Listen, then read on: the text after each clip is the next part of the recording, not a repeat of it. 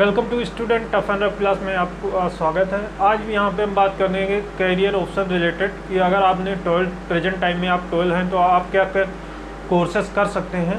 तो चलिए स्टार्ट करते हैं वीडियो। तो यहाँ पे आप मान लीजिए कि आप क्लास 12 में, हम यहाँ पे मैथ वालों की बात करेंगे। आप मान लीजिए यहाँ पे बच्चा है क्लास 12 में पढ़ रहा है और उसने सब्जेक्ट लिया है 12 में मैथ। यहाँ पे हम मैथ वालों की आज बात करेंगे। तो कहाँ कहाँ जा सकता है। तो मेनली बच्चा क्या करेगा, बच्चे मेनली क्या करते हैं आफ्टर क्लास 12, जो बच्चे करते हैं मेनली बीएससी करते हैं। हर कॉलेज में अपना अपना एंट्रेंस एग्ज़ाम होता है अच्छे कॉलेज में पाने के लिए, तो आपको एंट्रेंस एग्ज़ाम क्रैक करना पड़ेगा तो आप बीएससी में एडमिशन पा जाएंगे। जनरली बच्चे यही करते हैं। ये एक ग्रेजुएशन डिग्री है, 3 इयर्स का होता है ये। नेक्स्ट टाइम में बच्चा क्या करता है, आईआईटी जे की तैयारी करता है अच्छे इंजीनियरिंग कॉलेज में एडमिशन पाने के लिए। तो ये क्रैक करता है तो अच्छे कॉलेज में उसको एडमिशन मिल जाती है, जिससे क्या करता है बच्चा बीटेक करता है। ये भी एक ग्रेजुएशन डिग्री है, लेकिन ये टेक्निकल है, ये नॉन टेक्निकल। तो ये चीज़ आप ध्यान रखें। नेक्स्ट केस में ये बच्चों को पहले बहुत कम पता रहता था। अगर बच्चा क्लास 12 में लिया है तो एक लाइन में वो यहाँ पे जा सकते हैं। वो क्या कर सकता है, वो कर सकता है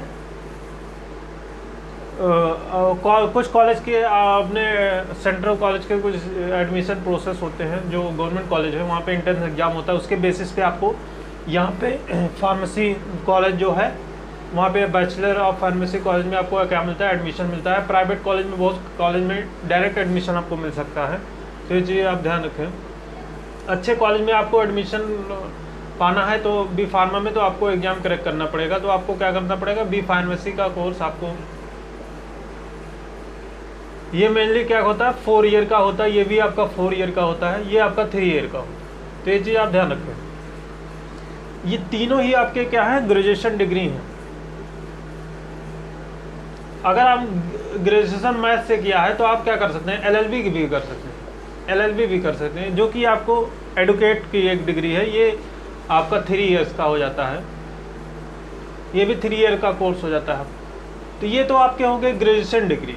ये जितने ग्रेजुएशन डिग्रियां हैं आपकी, आपको क्या मौका देता है, ये जितने ही आपके ये ग्रेजुएशन की डिग्रियां हैं, ये आपको क्या मौका देता है, ये आपको एक मौका देता है आप गवर्नमेंट जॉब की तैयारी कर सकते हैं। जैसे कि आपका हो गया एसएससी सीजीएल की आप तैयारी कर सकते हैं, जिसमें ग्रेजुएशन की डिग्री मांग सकता है। आप यूपीएसआई दरोगा की तैयारी कर सकते हैं, जिसमें ग्रेजुएशन डिग्री मांगता है। ये चारों डिग्रियाँ ग्रेजुएशन की डिग्री हैं।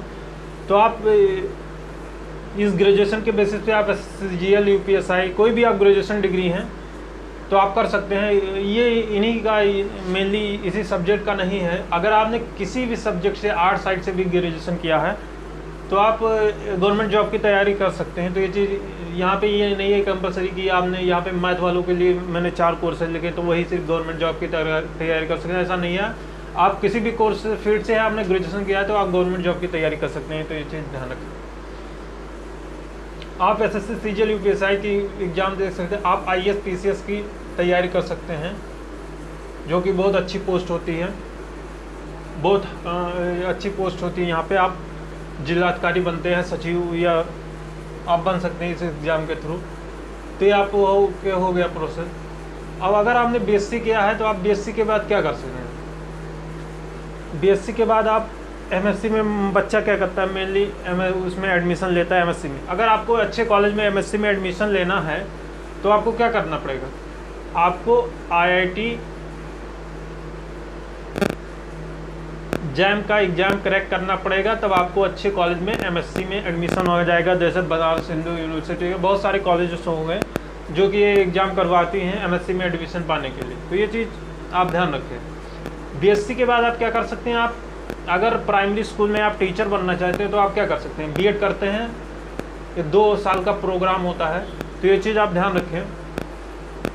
बीएससी के बाद आप क्या कर सकते हैं, बीएड कर सकते हैं। अगर ये आप 12 के बाद करेंगे तो 5 साल का होता है बीएड, जिसमें आपका ग्रेजुएशन बीएड ऑलरेडी कंप्लीट हो जाता है। अगर बीएससी के बाद करेंगे तो बीएड आपको 2 साल का रहेगा। तो ये चीज़ आप ध्यान रखें। बीएससी के बाद आप क्या कर सकते हैं, बीएससी के बाद क्या कर सकते हैं, आपके पास ऑप्शन होता है एमसीए करने का, आपके पास ऑप्शन होता है एमबीए करने का। तो ये जो कॉलेजेस होते हैं, एमसीए में आपको एग्ज़ाम क्रैक करना पड़ता है अच्छे कॉलेज में पाने के लिए एडमिशन।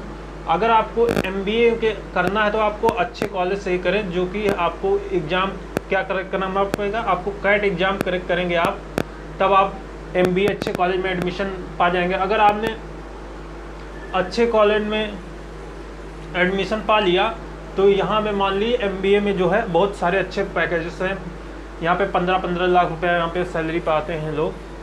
अगर वैसे प्राइवेट कॉलेज से आपने एमबीए किया तो उसकी सैलरी का कोई गारंटी नहीं कि अच्छी सैलरी आपको मिलेगी, लेकिन आपने कैट जैसे कॉलेज क्रैक करके आपने एमबीए किया तो आपको अच्छे खासे पैकेजेस मिलेंगे। तो ये चीज़ आप ध्यान रखें। बीएससी के बाद आप क्या करेंगे, बीएससी के बाद बच्चे क्या करते हैं, यहाँ पे एमएससी करते हैं, और एमएससी के बाद क्या कर सकते हैं, आप बीएड कर सकते हैं। ये चीज़ आप ध्यान रखें, एमएससी के बाद आप बीएड कर सकते हैं, जिसमें कि आपका 1 ईयर का हो जाएगा। और एमएससी के बाद अगर आप बीएड करेंगे तो इंटर कॉलेज में आप क्या करेंगे, टीचर बन सकते हैं। तो ये चीज़ आप ध्यान रखें, 1 साल का आपका बीएड हो जाएगा। तो ये चीज़ आप यहाँ पे ध्यान रखें। नेक्स्ट हम यहाँ पे बात करें, अगर आप एमएससी के बाद क्या करना चाहते हैं, एमएससी के बाद आप कॉलेज में प्रोफेसर बनना चाहते हैं तो आपको जीआरएफ नेट का एग्ज़ाम जो है आपको क्या करना पड़ेगा, क्रैक करना पड़ेगा। तब जाके आप क्या करेंगे, 5 साल का आप क्या क्या करेंगे, 5 साल को आपको क्या करना पड़ेगा, पीएचडी करना पड़ेगा। आपको 5 ईयर का कोर्स होगा पीएचडी। अगर आपने जीआरएफ नेट क्रैक कर लिया तो आपको गवर्नमेंट जो है आपको पैसे देती है साल में। तो ये चीज़ आप ध्यान रखें। आप 5 साल पीएचडी करने के बाद आप अच्छे कॉलेज में आप क्या कर सकते हैं, प्रोफेसर बन सकते हैं। तो ये चीज़ आप ध्यान रखें।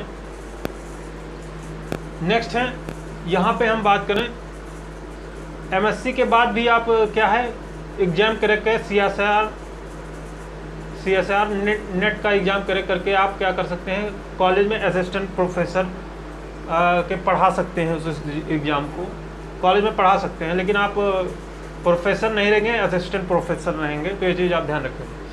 अगर आपने बीटेक किया है तो आप बीटेक करने के बाद क्या करते हैं, ये ग्रेजुएशन डिग्री है, तो ग्रेजुएशन डिग्री में आप क्या कर सकते हैं, एमबीए कर सकते हैं।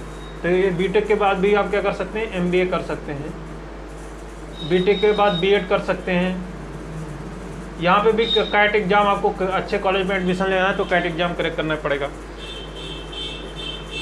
अगर आपको अच्छे कॉलेज में एमटेक में एडमिशन लेना है,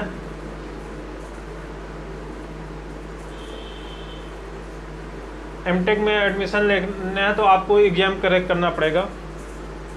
अगर आपको अच्छे कॉलेज में एडमिशन लेना है एमटेक में, ये भी एक मास्टर डिग्री है।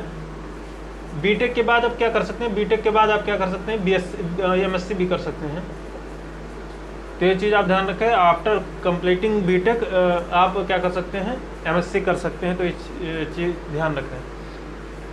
अगर आपने एमएससी किया है तो आप बीएड भी कर सकते हैं। तो ये चीज़ ध्यान रखें। अब यहाँ पे फार्मेसी की हम बात करें तो अगर आपने यहाँ पे फार्मेसी किया हुआ है 4 साल का, तो आप सेंट्रल यूनिवर्सिटी में उससे आप क्या करते हैं, एम फार्मेसी का कोर्स कर सकते हैं। एम फार्मेसी का कोर्स आप कर सकते हैं। तो ये चीज़ आप, ये 2 साल का होता है, मास्टर डिग्री होती है भी। तो इसमें क्या कहते हैं, सीपीए एग्ज़ाम आपको क्रैक करना पड़ता है। तो आप अच्छे कॉलेज में एम फार्मेसी जो आप कोर्सेस कर सकते हैं। तो यहाँ एलएलबी भी आप अगर अच्छे कॉलेज से करेंगे तो आपको एग्ज़ाम क्रैक करना पड़ेगा। तो ये चीज़ आप ध्यान रखें। ये सारे ग्रेजुएशन डिग्री हैं। तो यहाँ पे भी आप एमबीए कर सकते हैं, क्योंकि एमबीए करने के लिए आपको ग्रेजुएशन मांगता है। तो यहाँ पे भी अच्छे कॉलेज में एडमिशन लेना है तो आपको कैट क्रैक करना पड़ेगा। तो ये चीज़ आप ध्यान रखें। एलएलबी के बाद भी आपको क्या मास्टर की डिग्री आप कर सकते हैं एलएलबी में। तो ये चीज़ आप ध्यान रखें। तो ये सारे कुछ एरिया हो गए आपको। यहाँ पे क्या होता है, फार्मेसी करने के बाद अगर आप जॉब करना चाहें कंपनी में कर सकते हैं। अगर आप मेडिकल स्टोर खोलना चाहते हैं तो आप खोल सकते हैं। तो ये चीज़ ध्यान रखें। इसमें क्या कहते हैं, आपको लाइसेंस मिल जाता था। लाइसेंस मिल जाएगा तो आप क्या है, आपका खुद अपना शॉप मेडिकल स्टोर खोल सकते हैं। मेनली बच्चे यही करते हैं, शॉप जिसको खोलना होता है, फार्मेसी या जॉब करने के लिए करते हैं कोर्सेज भी फार्मेसी। तो ये चीज़ आप यहाँ पे ध्यान रखें। यहाँ पे LLB के बाद आप B.Ed भी कर सकते हैं, क्योंकि ये इसमें ग्रेजुएशन डिग्री है तो B.Ed कर सकते हैं। अगर आपको प्राइमरी स्कूल में टीचर बनना है तो आप कर सकते हैं। तो ये चीज़ आप ध्यान रखें। तो ये कुछ एरिया हो गए, अगर बच्चा मैथ लिया हुआ है इंटर में तो ये कुछ एरिया हो गए जो आप जा सकते हैं। अगर आप 12th में हैं तो आपको ये कुछ एरिया है, जिस सब्जेक्ट में आपका इंटरेस्ट हो उधर आप जा सकते हैं अगर आपने मैथ लिया हुआ है। तो ये चीज़ आप ध्यान रखें। अगर आपको मैथ में कम इंटरेस्ट है तो यहाँ पे B फार्मेसी का कोर्स कर सकते हैं। पहले बच्चों को ये पता नहीं रहता था कि मैथ के बाद आप अगर 12 में आपने मैथ लिया है तो B फार्मा का कोर्स कर सकते हैं। अगर आप में मैथ में उतना इंटरेस्ट नहीं है, मेडिकल लाइन में थोड़ा बहुत इंटरेस्ट है, तो आप B फार्मेसी का कोर्स कर सकते हैं। तो ये चीज़ आप ध्यान रखें। ओके फ्रेंड, अगर आपको वीडियो पसंद आया है तो शेयर एंड सब्सक्राइब करें। Thank you.